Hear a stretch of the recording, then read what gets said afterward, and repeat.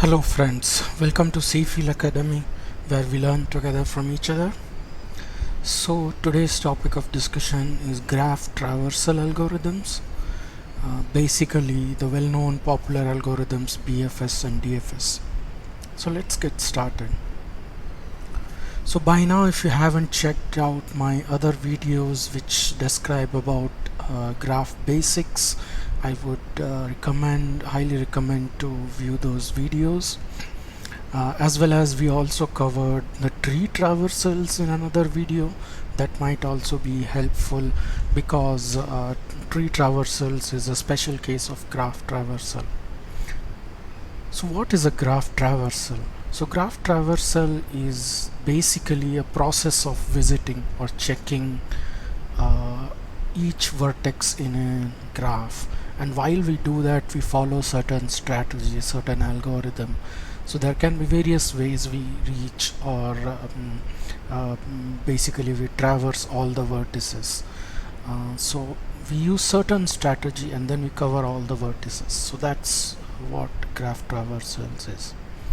Now unlike trees, graph traversals may require we visit the vertices more than once because the graph may contain cycles and we need to cover all the vertices, hence sometimes we might have to come back to the same vertex and then go further from there.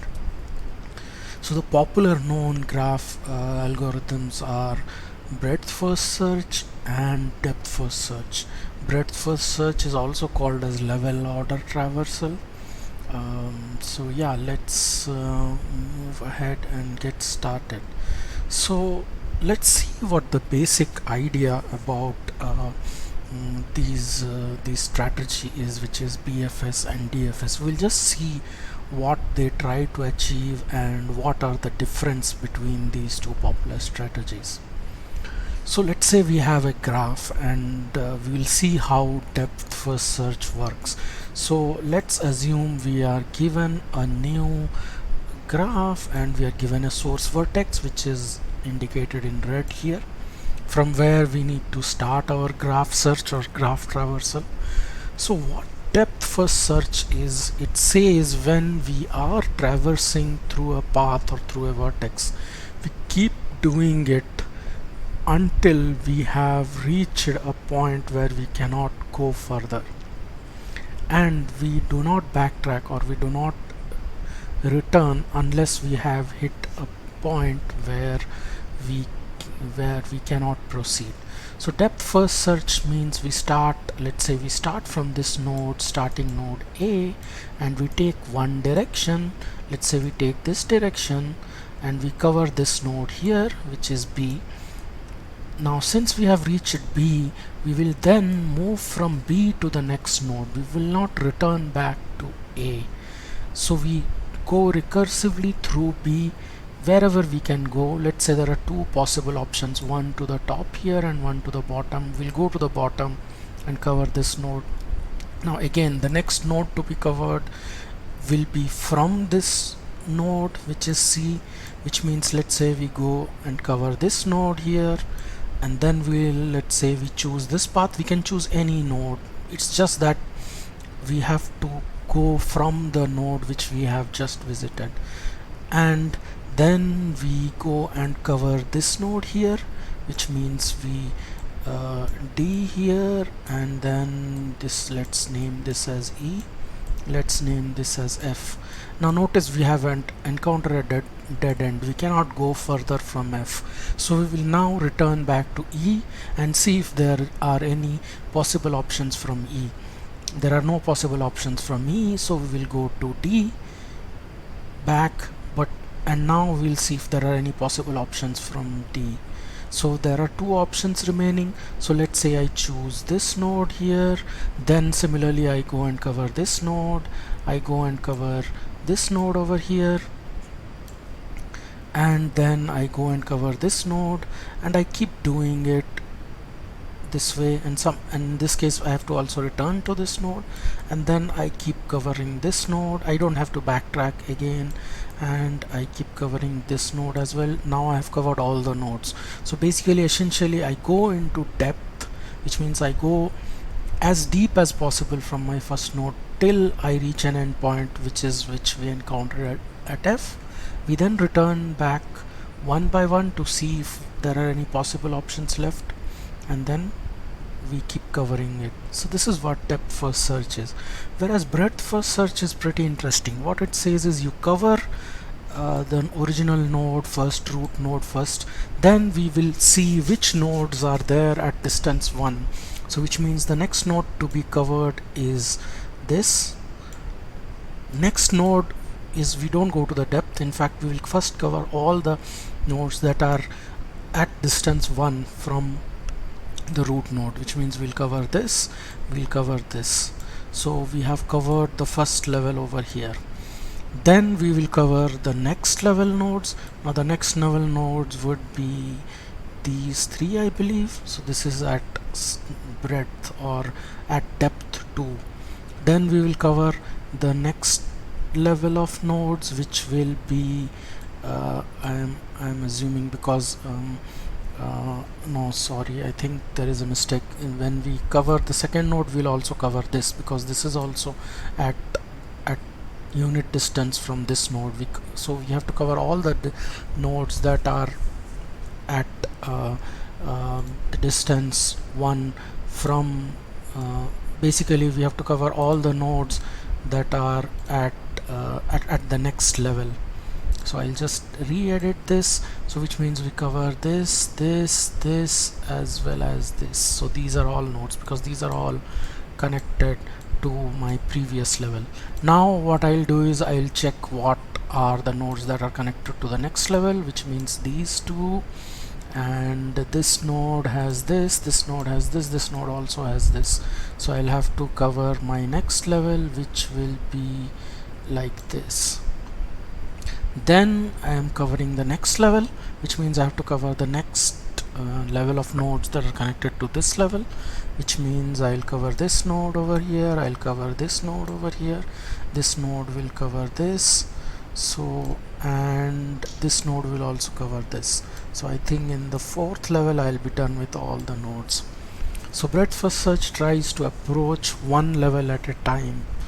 So I hope it made the idea of or made the differences pretty clear. So let's move ahead and see each of these traversal strategies. So we will take an example. Now on the right I have a graph here which we'll try to cover, and first let's see what the basic strategy is. So as I already explained, the strategy is to explore as far as possible from the given node before backtracking. So we'll explore deep as far as possible, and whenever we hit a dead end or we cannot proceed, we backtrack on the same path, and then we see if there are any paths that we have missed. So we'll cover those paths first, and then we'll keep backtracking. So one important thing to note with DFS or even with BFS is now multiple paths are possible depending upon which node we choose at next depth. Because there are multiple edges from a node, it's possible that there are multiple possible nodes which we can cover, and hence DFS output is not unique. At the end it will cover all the vertices for sure, but the order of nodes which we cover might differ. So let's take this example, and let's say we are given this graph and we start from node 0 and we move ahead. So we first cover node 0, hence we label it as 1. Now we have two options, node 1 and node 3. Let's say we choose the path at 0, 3, and we first cover node 3, which will output at number 2. Now we will again go deeper from 3 and see if there are other nodes, and we'll cover one of them. In this case we'll take edge 3, 4. We have to just pick one of them randomly, and hence it will also impact on the what is our final output is, but we just nevertheless just choose edge 3 4 here, and we will cover node 4 and we'll output node 4 next. Now similarly from 4 we choose edge 4 2 and we will output node 2, which is our fourth node to be output. Then from 2 we will again choose an edge 2 5, let's say, and we will cover node 5, which is the fifth node. We haven't yet reached any dead end, and hence we'll just keep doing. From 5 we cover 1 after taking edge 5 1, so 1 is our sixth node to be output. From 1 we reach node 6, and which is our seventh node to be output. And notice we have now covered all the nodes. In fact, in this example we didn't have to take any backtracking. This was a very simple example, in fact. So here is our output based on the path we chose, which is 0 3 4 2 5 1 and 6. Now let's take another example where we have to backtrack. It's a little complex example, and to make things a bit more clear we will take this example. Now this example has been taken from Wikipedia, and let's say we are given a graph which is actually a tree which looks like this. There are 12 nodes here, and let's say we start from node 1 in this case. And the basic idea is, again, we keep exploring the depth before we explore the breadth. So we start from node 1, we choose, let's say, edge 1 2, and we cover node 2, and we go again to the depth, cover node 3, again node 4. Now see, here we have reached a dead end, which means we cannot go deeper. Now this is where we have to return. And where do we return? We return to the first possible place, which is backtrack to the previous node, which was 3, and we see what if there are any edges possible, or if there is a path possible. We found edge 3 5. This way we cover node 5, and now again we have reached the dead end. So now we will backtrack to 3 again, and we'll backtrack to 3 again, and in fact from 3 also there are no more possible options, so we backtrack to 2. And once we reach 2 we have a new path 2 6 available, so we'll cover node 6 using 2 6. And now again we have reached the dead end. We'll return back to 2, and from 2 there are no more possible options, hence we will return back to 1, and we will choose edge 1 7 and then cover node 7. Now we cover node 7 and see there are no more possible options from 7. We return to 1. From 1 we have another path using 1 8.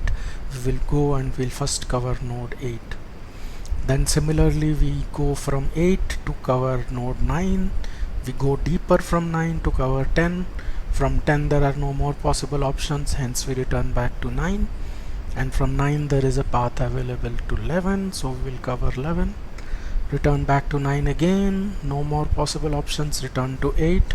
From 8 there is another path possible, 12, so we will go and cover 12.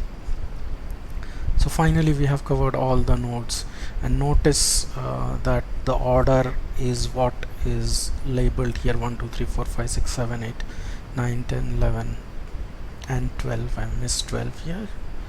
So depth first search has very important applications. It can be used in topological sorting and finding strongly connected components in a graph. So notice, if we use depth first search in a graph and we keep traversing, we end up covering all the vertices which are connected. But if there is a vertex or is another component which is not connected, we'll not be able to cover it, and hence you can use DFS to actually find if there is another connected component in the graph. So next is breadth first search. Now, as the name suggests, breadth, which means we traverse along the breadth. We cover level by level. First we will cover the nearest levels, then we will cover the nodes that are in the next level. So what is a basic strategy? So basic strategy is to explore all the nodes at the present depth first before we move the nodes to the next depth, which means the next depth is the nodes that are connected to the previous depth or previous level. So let's try this example on this graph. So once we cover those nodes that are in that level, and then we go on and cover to the next level. And again, with BFS also multiple paths may be possible, because in the breadth we may choose a different vertex at one point and another person may choose another vertex, so the order of vertices may still be different, and hence BFS output is also not unique. So let's try this example now. So we start from node 0, and notice we first cover node 0. So node 0 is at level 0 or level 1. I'll label it in this way, which means we have covered level 1 over here. So next, in the next level, notice we have two nodes, 3 and 1. So we can choose anything, and whatever we choose will actually define the order of vertices we have. So let's say we choose node 3, and we will process node 3, which means node 3 will be our second vertex. So we are done. So next we will check if there are any more nodes at this level. If you notice, there is another node which is node 1, so we have to cover that next, which means the next node to be covered is node 1, which will be output as our third node. Now notice we cannot cover, there are no other vertices that are at the same level. Node 2 is not directly connected to 0, or node 4 is also not directly connected to 0. So this is our next level vertices which we have covered. So I will label this as 2. Next, we have to find the nodes at the next level. So the nodes at the next level will be the nodes that are connected to the nodes in previous level, which means nodes that are connected to 3 and 1. So which are the next level nodes? The next level nodes are 4, 2, 6, 5. In fact, all of them will be covered in the next level because they are all connected to the second node. And arbitrarily we can start from any node. Let's say we start at node 4 first. We'll output node 4, which is connected to 3. Next we will output node 2, which is connected to 1, which is my fifth node to be output. Next I will also cover node 5, which is node 6, and then I'll cover node 6, which is my seventh node to be covered. So notice we have covered all the nodes. In fact, this is nodes at level 3. I'll name it. So this was rather a simple example, and our nodes are, our output order is 0, then 2, 3, then 4, 2, 5, 7. So cool, let's try a little complex example to see what happens when we actually come. I don't know if this is called backtracking. I think let me cut this off because this doesn't make sense over here. So strategy, basic strategy again, we explore the nodes at the same depth before we move to the nodes in the next level. So here, if you notice, the nodes are actually pretty well labeled and pretty well explained as levels. So you see, this is first level, this is second level, this is third level, this is fourth level. I'll label them as 1, 2, 3, 4, and we have to just make sure that first we cover the first level, next we cover the second level, next we cover the third, and so on. So let's move ahead then. So we start from node 1 first, then we cover node 2, then node 3, then node 4. So we are done with nodes at the second level. Next we cover the nodes at level 3, which is 5, 6, 7, 8. Next only we move to the next level, which is 9, 10, 11, 12. So pretty easy, isn't it? It's probably the most intuitive and easy example, I would say. I mean, BFS is easier than DFS to understand. So here is the output we have.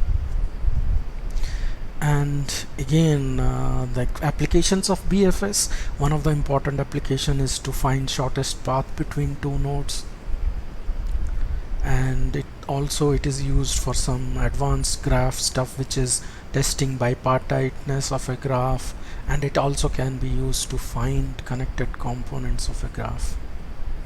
So cool. Finally, before we end, here is an exercise for you guys. So we have given a graph, it is labeled with weights. So you can, for this example, probably ignore weights, but since I copied the graph from one of the previous examples, so just take those nodes as the nodes, and let's say we take a starting vertex here as 6. So first question is to find the BFS and DFS traversals of the graph. Now note, you guys may have different outputs based on which node you choose. Next, but whatever it is, yeah, just find one BFS or DFS traversal of a graph. Cool. So next question, it involves a little bit of thinking based on what we have covered so far. So can we use DFS to find a cycle in a graph? Think about it and explain why or why not. Similarly, can we use BFS to find a cycle in a graph? Explain why or why not. So thanks guys, that's all I have in this video. So make sure you provide your comments or any issues, any difficulties you face through the video, and I'll try to resolve your queries, and post your answers to the exercise, which I'll definitely look at it if you do. So yeah, I would recommend you to visit other videos of our channel, and hope this video helped you understand the graph traversal strategies. So thank you guys, and that's all for in this video. See you again in next video. Bye bye.